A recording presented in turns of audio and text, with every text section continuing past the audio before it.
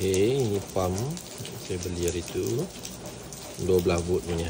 Kita try masuk ke dalam air, ya, masukkan.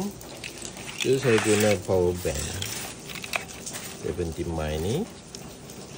Okay, positif kita pergi ke positif, negatif kita pergi ke negatif. Tapi dia tak boleh hidup lagi, sebab kalau power bank ni dia macam dia tak detect dia pun power.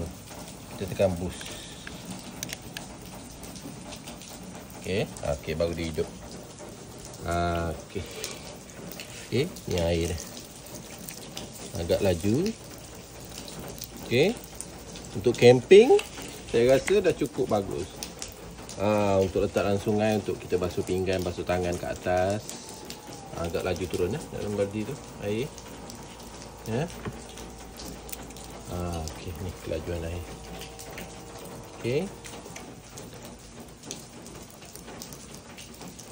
Habis. Sekejap saja habis air satu baldi. Okey. Jadi saya off. Ini pump dia. Untuk pembelian boleh tekan beg kuning, beg oren, link di bawah ataupun link di bio. Terima kasih kerana support. Assalamualaikum.